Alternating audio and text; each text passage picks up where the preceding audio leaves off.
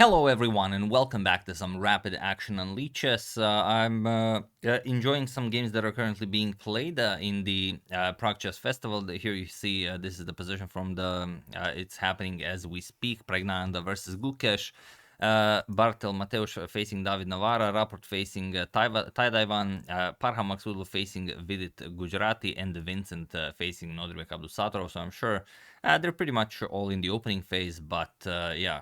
Pretty sure we're going to have some very interesting games here. So while that is unfolding, let's play a nice game. As usual, 10 minutes per player, 0 seconds increment. So let's play a nice game. And I did play some classical chess over the weekend, and I will show you some of the games maybe when active events will finish. So let's see who our opponent is for this one. So our opponent is Chennai Tiger. Obviously a very strong player, and we're going to open with e4 as we usually do. So let's see what we can get here, if we can get some sort of an interesting game. I will try to play interesting moves, not just make it a game where I'm trying to win, but also trying to explain some general principles. So, okay, he's going for the standard Sicilian, c5 d6, and we're going to open the center with pawn to d4. Other moves, of course, can be played here. You can play c3, you can play d4, knight c3, bishop to b5. Mr. Chennai Tiger says, do you have a FIDE rating? I do. Not a spectacular one, but I do, yes. g6, all right. He wants to go for the standard dragon. And we're going to challenge the dragon with bishop to c4. We're going to play bishop c4, bishop b3, so we avoid any trickery with queen to b6 and some sacrifices on e4. And then we're going to play, bishop b3, we're going to play f3, bishop d3, queen d2, castles, queenside. Pretty much all the standard moves that you would see against the Sicilian dragon. I think it was maybe not in the last video I made, but in the one before that, where I explained why the bishop has to come to b3. But I'm sure for those of you who are, not that new to chess, have seen this move being played many times. Bobby Fischer, for example, in every game that he played against the dragon, this is like the most standard idea. All right, so we're gonna play f3. We have everything nicely defended. Then comes, well, all depending on what he plays. Yeah, it's pretty standard maneuver. You want to move the knight and then put the bishop on c6. Rook c8, we're going to castle queenside, play king to b1. Always a nice safety move. Yeah, he wants to go for the c4 square. Probably will play a6 b5 before playing knight to c4, but you never know. We're just going to play king to b1. And, he asks how much of the FIDE rating I have. Yeah, not too much. My FIDE is around 2,000. Maybe a few points below that. And okay, we have everything, as we should. And now it's time to push on the king side and try to open up some sort of a path to attack his king. And we can play g4, we can play h4. We're going to play h4. He's probably going to stop it with h5, as g4, just allowing g4 without h5. Yeah, he's going to play this. And now, well, we could prepare it, but we could also just execute g4 right away. Yeah, let's execute g4 right away. And if he castles, if he captures, of course, h5. We just want to make the attack happen much sooner than he will have a chance of going after my queen side. And he still hasn't played rook to e8. Also a fairly important move against white in the dragon, because if he goes something like queen to a5, then you always have this nasty knight to d5 move, where if he captures the queen, I will capture first the pawn with check, and then I'm just going to be up a pawn. But no, he rushes it with b5. Okay, so it's a pawn sacrifice. The pawn sacrifice, yeah. Very nice. Have to admit, not too familiar with this, but I'm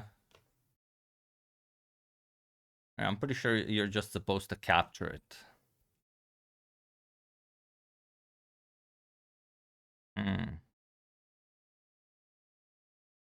If we just ignore it, yeah, if I go something like bishop to h6 and he plays b4, yeah, then if I capture, he captures, he's faster than me. And I don't want to waste time with a3. So what do we do here? Let's see a little bit. We could also just take, or we could also just take the pawn. He's probably gonna play something like queen to a5, which doesn't look that impressive. Yeah. Yeah, very interesting. Yeah, we'll have to look this up.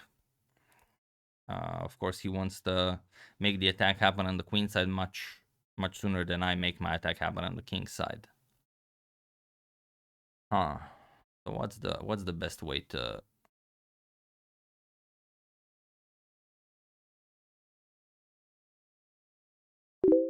Let's go rook g1. Let's go rook g1. So we can always tackle pawn to b4 with knight d5, and then yeah, okay. I mean, I don't really mind this, to tell you the truth. Let's go here.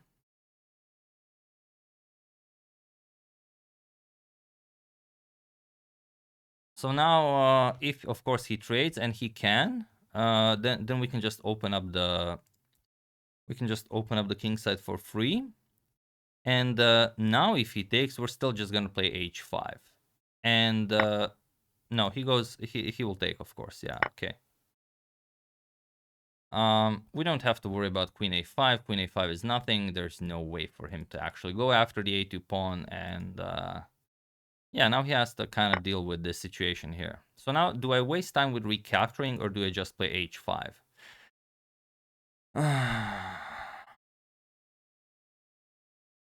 Yeah, the good thing about having the rook here is that I can no longer go bishop to h6, so that's kind of going in his favor.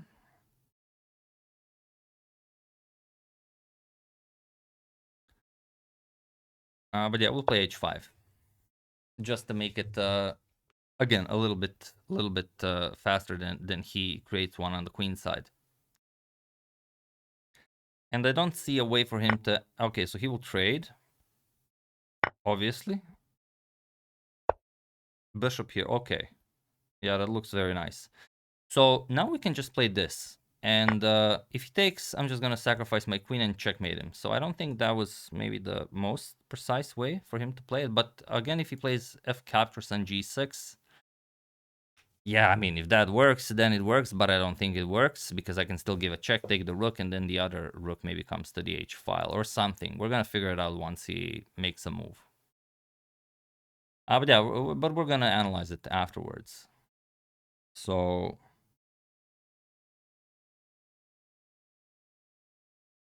yeah, I mean, there's a whole lot you have to know here if you want to play really precise moves. But it when you have, okay, so he allows it. It's very interesting. That's definitely very interesting. Huh.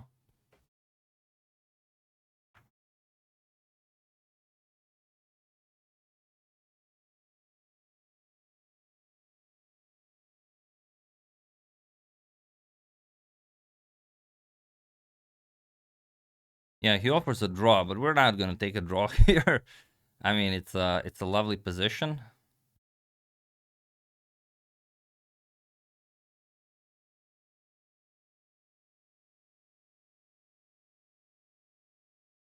Yeah, if queen h6, he's still just gonna go king f7.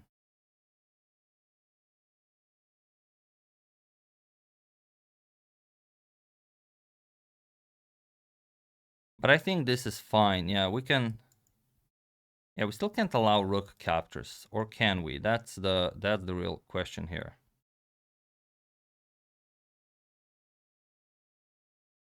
Okay, but we can just block it. We can just control c2, and then again he has nothing. Yeah, unless I'm missing some sort of a really nice move here that prevents this king f7, king t8 maneuver. Um.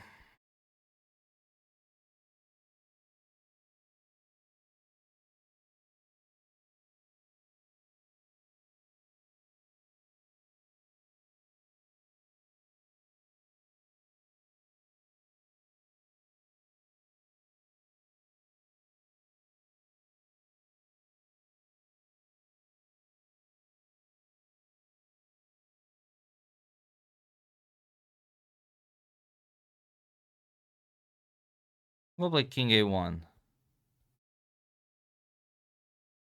Yeah, let's not rush anything. King a1 looks like a fine move.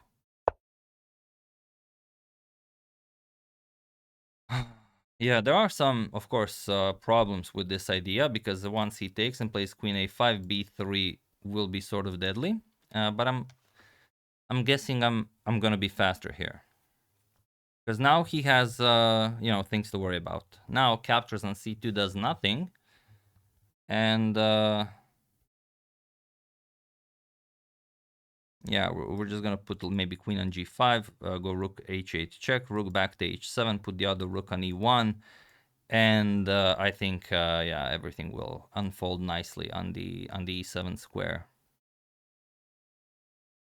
Yeah, I'm not sure about king a1. It could be like a terrible move that loses the game, but yeah, we'll see.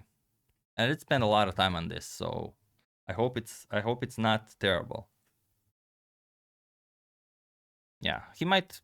Yeah, I don't think he'll go king f7 preemptively. No, he will capture, of course. He will capture, and we're just gonna play queen to g5. Yeah, go queen g5. Looks nice. And now he definitely has stuff to worry about.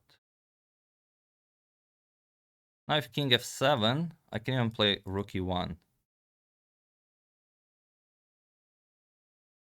Yeah, looks pretty interesting.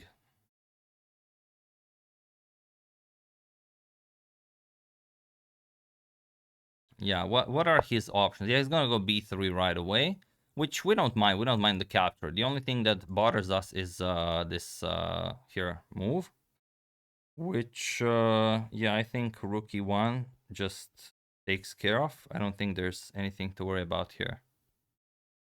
Yeah, just rook e1. Yeah, I'm very interested in seeing after the game, like what we could have done better, or if the yeah, okay, now he's just dead lost here. There was no way out of it. Let's just go a nice check here. Yeah. I don't know, maybe he really has nothing. Like, yeah, okay, he resigns. B3 was maybe, I don't know what was the idea behind b3, but let's see what we did wrong. So okay, 25 moves was okay, but let's see. I don't know if you guys see everything here. Okay, you see the engine bar and a couple of recommendations here. All right, so pretty standard stuff. The going for the dragon, bishop c4, bishop b3, knight c6.